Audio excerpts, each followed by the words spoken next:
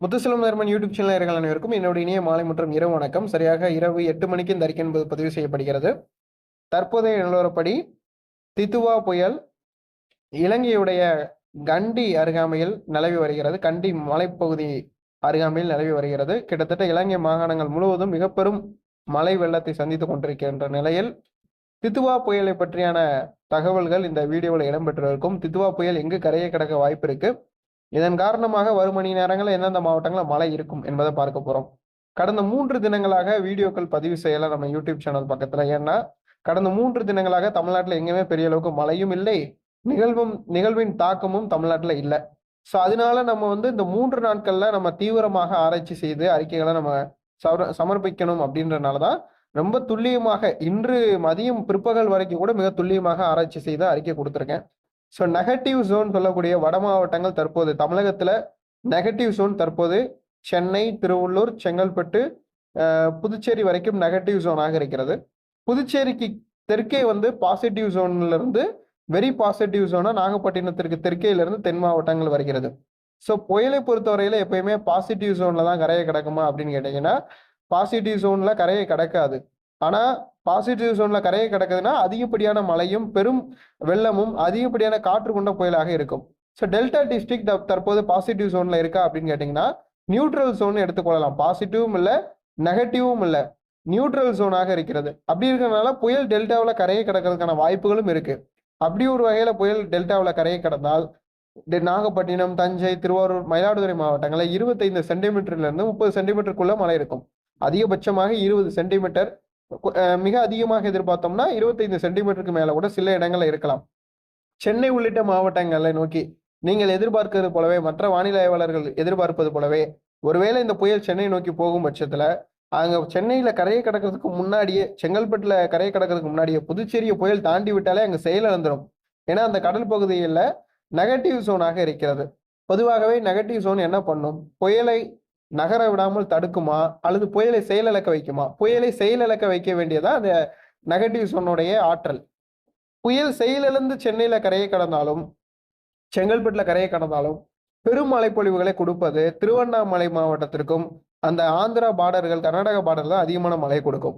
So இதெல்லாம் இப்போ ECMWோட expectation, IMD Indian meteorological டிபார்ட்மெண்டோட எக்ஸ்பெக்டேஷன்லாம் தமிழக கிழக்கு கடலோரம் வழியாக இந்த நிகழ்வு நகர்ந்து புதுவைக்கும் மரக்காணத்துக்கும் இடைப்பட்ட பகுதிகளிலேயோ மாமல்லபுரம் இடைப்பட்ட பகுதியிலே கரையை கடக்கிற மாதிரி தான் இன்னைக்கு அப்டேட் பண்ணியிருக்காங்க.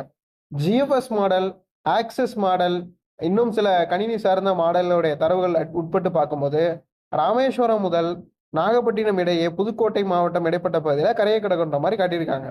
பொதுவாக இது எப்போ நம்ம உறுதி செய்ய முடியும்? என்னுடைய கணிப்பு என்ன அப்படின்னா, தற்போது இந்த புயலை பொறுத்தவரையில ஒரு வலுவிழந்த தன்மையில தான் இருக்கிறது. பெரும் ஆற்றல் கொண்ட இந்த புயலாக இன்னும் இது உருவெடுக்கல.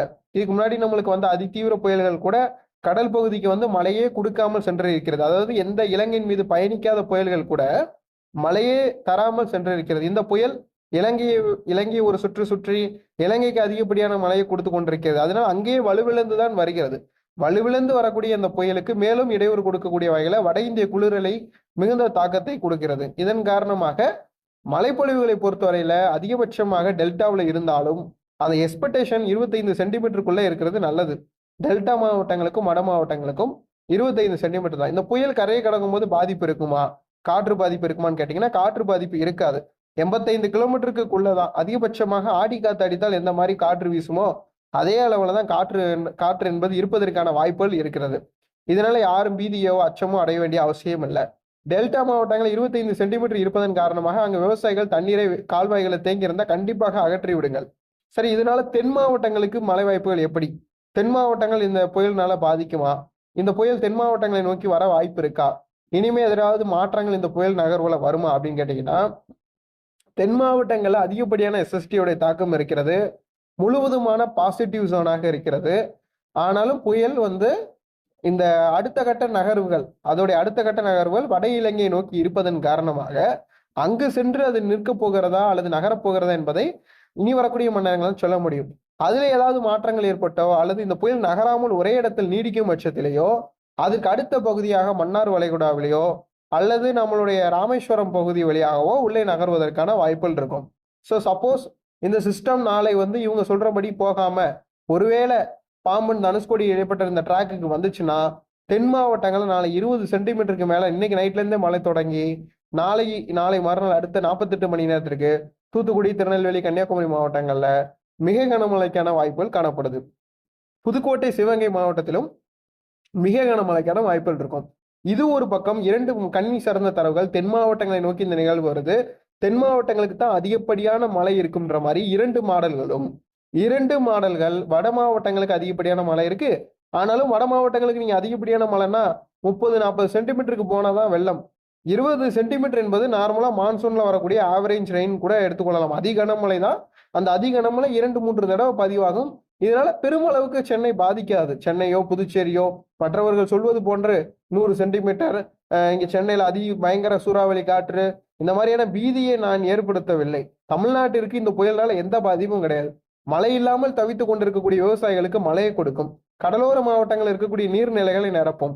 விவசாயத்திற்கு ஏற்ற மழை, பொதுமக்களுக்கு ஏற்ற மழை, பருவகாலத்தில் பெய்யக்கூடிய பருவமழை. இவ்வளவுதான்.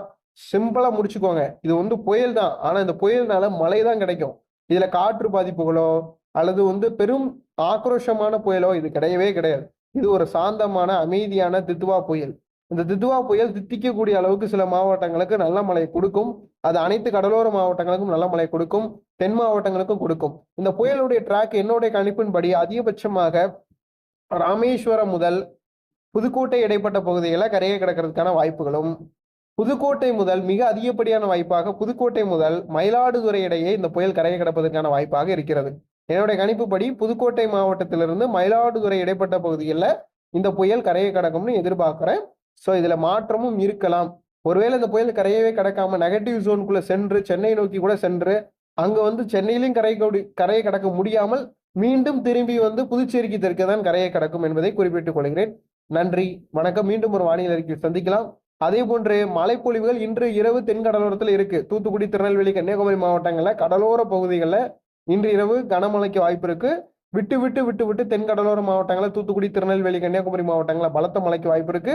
இதுல ராமநாதபுரம், ராமேஸ்வரம் மாவட்ட பகுதிகளில் நாளை மறுநாள் அடுத்த 48 மணி நேரத்திற்கு 15 முதல் 25 சென்டிமீட்டர் வரைக்கும் மழை எதிர்பார்க்கலாம். சில இடங்களில் கூடுதலாகவும் மழை இருக்கும்.